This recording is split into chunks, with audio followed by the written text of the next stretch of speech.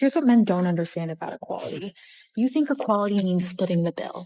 Women live in a society where equality has never existed in the first place. Women still only make 80% of what a man makes for the same full-time job. So when you ask for a 50-50 date, know that her 50% costs more of her income than it does yours. Second of all, women pay more just to exist in the dating world, about $400 a month just on grooming and beauty. And that's not because they want to spend more, it's because they're held to the beauty standards that men built and judge them by. Not only that, women carry safety risk too. They are 2 to 3 times more likely to experience violence from a date. Men love to talk about equality, but not the part where you have to send your locations to your friends and carry safety weapons in your purse just to go to dinner with you. Here's the irony. Men only remember the word equality when it benefits them financially. Not when it comes to wages, not when it comes to safety, not when it comes to emotional workload, not when it comes to the cost of beauty, not when it comes to the social scrutiny women face on a daily basis, but suddenly you want equality when the bill hits the table. Equality isn't identical treatment. Equality is balanced responsibility. And until society becomes statistically equal, you cannot cherry pick equality only in moments where it allows you to contribute less. So yes, my husband pays all the bills, and yes, I think that's the bare minimum.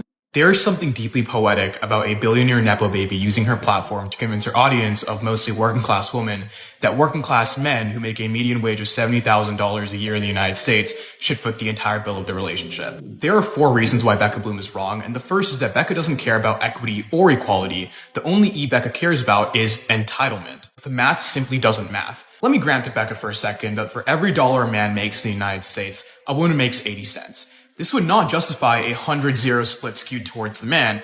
This would justify a split that is rated to the inequality that's caused by this gender split. Meaning that under the definition of equity, for every dollar of the bill that the man foots, the woman would foot 80 cents. Now, reason number 3 has to do with statistics. The reason why it's reason number 3 and not number 1, even though it's the most important reason to consider, is because statistical literacy is dying. Most people who have this conversation on the gender wage gap, Becca Bloom included, have no idea what the difference between correlation and causation is. And this is despite the fact that if you take an introductory level statistics class in high school or in college, the first thing you'll learn is this core distinction. Just because for every dollar a man makes, a woman makes 80 cents, doesn't mean that gender specifically is the reason why that 20-cent schism exists. Which is why when you control for external variables like occupation, years of experience, years of education, you see this gap drastically reduce. In one study, it was from 17 cents to just 1. As a quick aside, this logic of raw, uncontrolled disparities being an example of discrimination is only ever used with respect to the gender wage gap. But when you talk about the fact that home ownership is now higher among young women than young men, or the fact that women are now outpacing men in education from bachelor's degrees to JDs to MDs, all of a sudden, that's no longer discrimination. That's just individual people. I mentioned it in a previous video and I'll mention it again. The cognitive dissonance is palpable. And even then, gender is not necessarily the reason why this 1 cent difference exists. It could be for a myriad of other factors that weren't controlled. At the end of the day, people are responsible for their own decisions, which is why if you go into a profession like teaching, which pays less, you're doing so knowing that it pays you less. In the same vein that a man going into a profession like construction knows that this is a more dangerous job and therefore there's a higher risk to their life in doing so. Which is why, despite the fact that men go into more dangerous professions more often,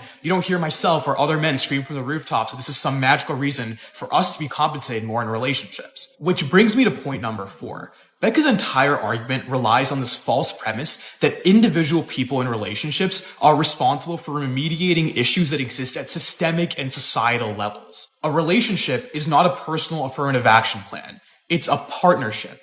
And individual people's struggles are not always defined by generalities that exist in society. And frankly, just putting these 4 arguments aside for a second, I want you to take Becca Bloom's worldview to its endpoint. A world where only the men who are capable of sustaining a family on a single income is not a world that can exist any longer. Right? The dollar doesn't go as far as it used to 50 years ago, 20 years ago. It's simply not possible anymore. The reason why people like Becca Bloom, Shara7, the Wizard List, the reason why they push this provider mentality, masculine energy onto young women is because they know that their idea is a systemic impossibility. They fundamentally profit off of having a base of women who are dissatisfied with the relationships that they have. Which is why they constantly shift the goalposts of what it means for a man to be the bare minimum. And it's even more sinister when it comes to people like Becca Bloom who are literal oligarchs because they directly benefit from the idea of having fragmented family units who are unable to have productive lives for themselves and retain capital for their own prosperity. Not guilty. All charges have been dropped. James, man to man, I'm sorry you had to go through this and that your personal and professional lives have been ruined as a result of her false allegations. And as for you, no, bad. That's very bad. Don't do that again, okay? Okay. Alright, case dismissed. Wait. Yes? Bad? Yes, what she did was bad. Very bad, and she won't do it again, right? Right. What she did should be a felony. Why is she not being punished? Did you not just hear me tell her no? That's not punishment. I want her to be punished. Do you want me to say it again? No, she should suffer like I've suffered. Her lives have caused me to lose my job, my family, my house. The whole world now sees me as a woman. It's not true. We just found you innocent. It doesn't matter what the court ruled. The damage has already been done. Even though I never once lifted my finger at a woman, the whole world will forever see me as a monster. No, they won't. Yes, they will. No, they won't. She deserves to be punished more than just a slap on the wrist. Before we even get into this, you need to understand something. This isn't just a debate about who pays on a date. This is a full-blown ideological clash about equality, responsibility, and modern relationships. On one side, you have an argument claiming that women face systemic disadvantages, from wage gaps to safety concerns, and therefore deserve financial compensation in dating. On the other side, you've got critics calling this logic flawed, entitled, and disconnected from reality. But here's where it gets interesting.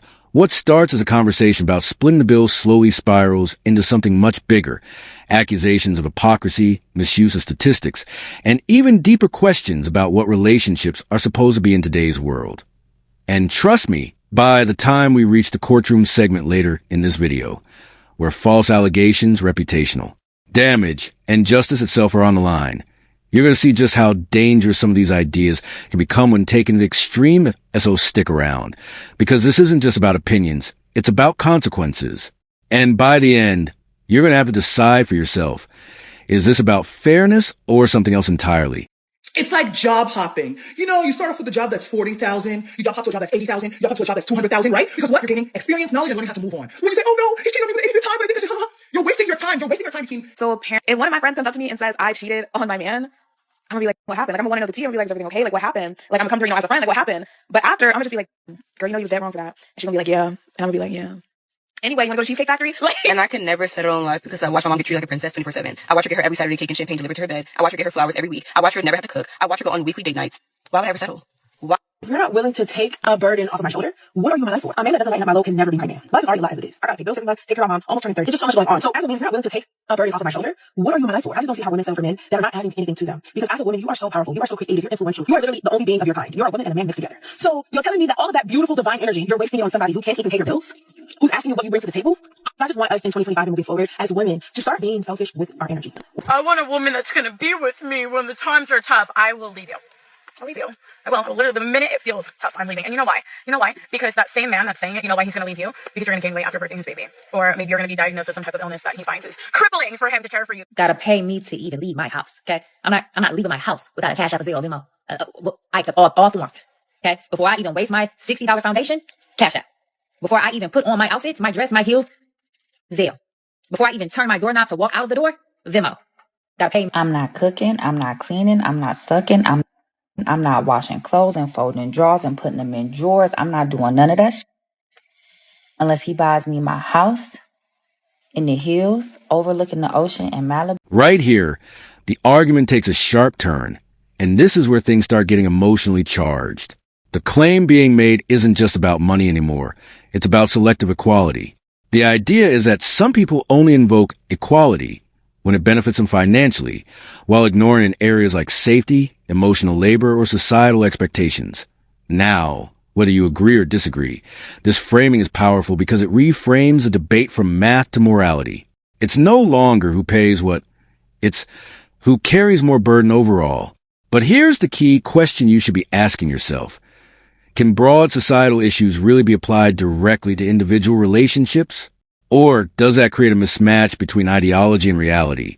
Because once you start assigning responsibility for systemic issues onto individuals in personal relationships, things can get complicated very fast. Has invested into assets in my trust fund. I am written into his will. I'm not. I asked for y'all allowance this week. Did y'all text y'all phone for y'all allowance? The ones, who who do the best they can, asking for 500. The ones who got it like that, asking for 1,000. The ones who really got it like that, 5,000. Remember, close. Men be so mad when we talk about using them for their money, yet they use us for our bodies every day, all the time. Get over it and run me my money. And just like that, the entire narrative flips. What was initially presented as a moral argument for fairness is now being challenged as entitlement. Notice how the tone shifts from emotional appeal to analytical breakdown. The critic here introduces a key counterpoint. If inequality exists, then logically the solution should be proportional, not absolute. In other words, if there's a supposed 80-20 imbalance, why jump to a 100-0 expectation? That's not equity. That's a complete redistribution. But beyond the math, there's something deeper happening. This is a clash between perception and interpretation of data.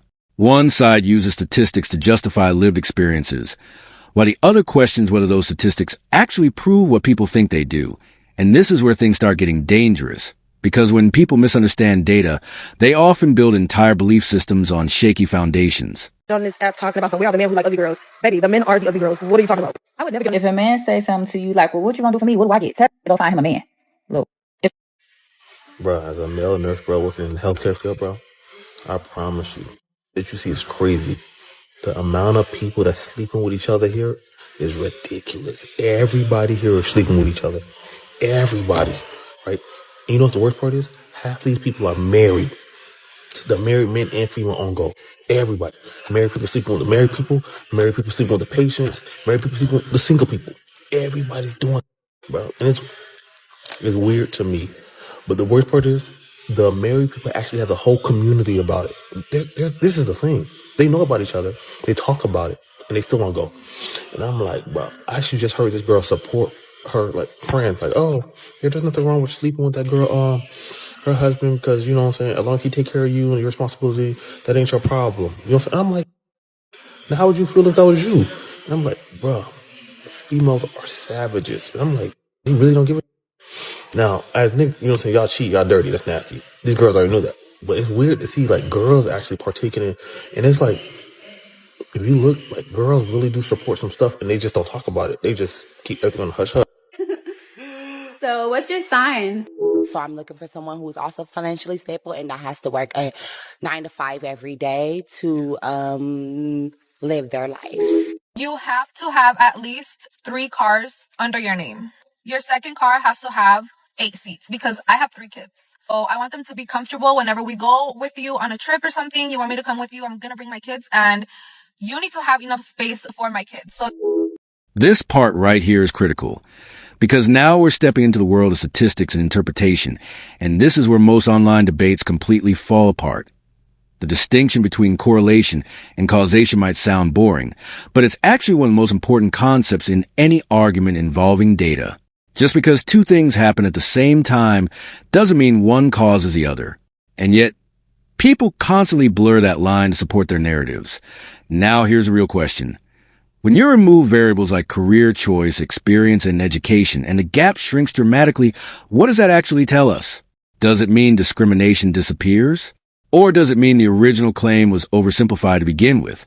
Because if your entire argument depends on a statistic, you better be sure you understand what that statistic actually represents. In this video, I met a girl on a dating app maybe about 2 months ago, and we've been talking pretty consistently since. About a month ago, we planned a date. And up until the day of the date, everything was fine. But then she said she was feeling really sick and we didn't go through with it. But she seemed really honest about it. And we just kept going, kept talking. And there was no big red flag. Just she was sick and it didn't work out. Okay. About 5 days ago on Monday, I asked her, hey, I found out if I get off a little early on Friday. Do you want to maybe go on a date? She sent yes with 4 S's and an exclamation mark. And I was like, okay, perfect. I'm going to plan something and let me get back to you.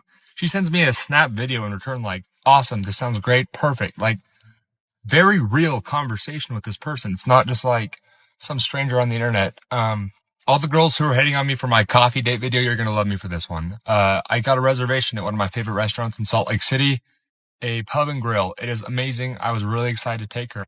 I checked with her on Tuesday of this week, said, does that work? How about 6:30? She's like, 6:30 works great. I'm like, perfect. I'm going to get off work at 4, go shower at the gym so I don't have to drive all the way back home, then drive up another hour from where I live to pick you up for the date, which I'm totally happy to do. I'm excited for the date. Yesterday, I sent her the paragraph, the details. I tell her, I got a reservation for us at my favorite restaurant. I'm so excited to take you.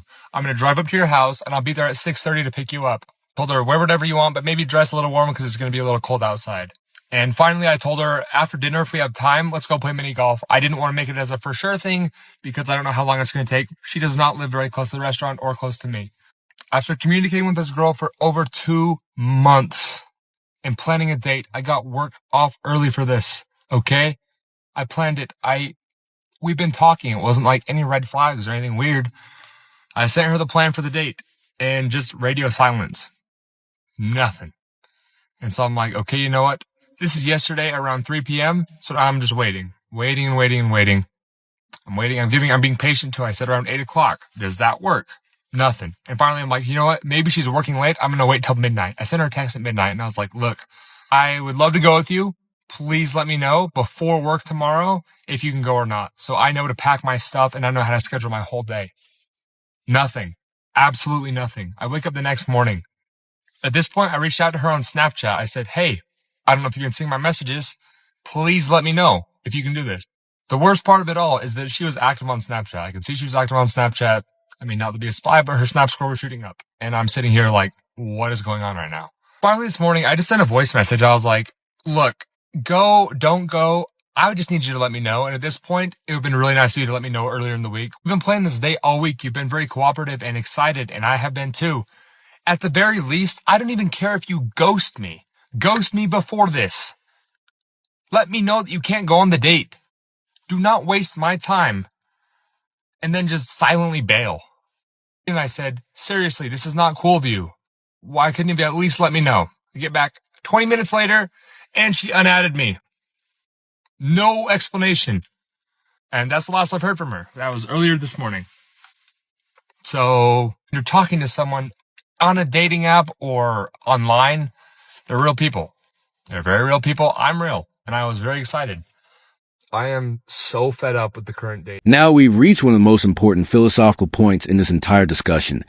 Should individuals be responsible for fixing systemic problems within their personal relationships? This is where the argument becomes less about dating and more about ideology. The claim being challenged here is that relationships are being turned into a kind of social correction mechanism, where one partner is expected to compensate for broader societal inequalities. But think about that for a second. If every relationship becomes a form of corrective justice, does it stop being a partnership? And more importantly, is that even sustainable in the real world, especially in today's economic climate? Because at the end of the day, most people aren't billionaires. They're just trying to survive, build something stable, and maybe, just maybe, find someone who's willing to build with them, not just be compensated by them. Clip 6. And here's where everything shifts from theory to real-world consequences that up until now we've been debating ideas, equality, fairness, responsibility. But this courtroom moment introduces something far more serious. False allegations and irreversible damage. Notice the emotional weight here. The man isn't celebrating being found innocent. He's devastated. Because in his mind, the verdict doesn't undo what's already been done. His reputation, his relationships, his livelihood, all impacted before the truth even had a chance to come out. This raises a chilling question. What happens when public perception becomes more powerful than legal truth? And if the system fails to fully restore someone after false accusations, is justice really being served? Clip 7. At this point, the conversation has completely evolved into a broader critique of modern dating culture, and you can feel frustration boiling over. What we're seeing now is a pattern of extreme expectations being called out, transactional relationships, financial demands, and a growing disconnect between what people want and what they're willing to offer in return. But here's the uncomfortable truth. Extremes exist on both sides. While some expectations may seem unrealistic or exaggerated, they often gain traction because they tap into real frustrations and experiences people have had. The real question is, are these viral perspectives shaping reality, or just amplifying the loudest and most controversial voices? Because if this is what dating is becoming, it's no surprise more and more people are opting out entirely.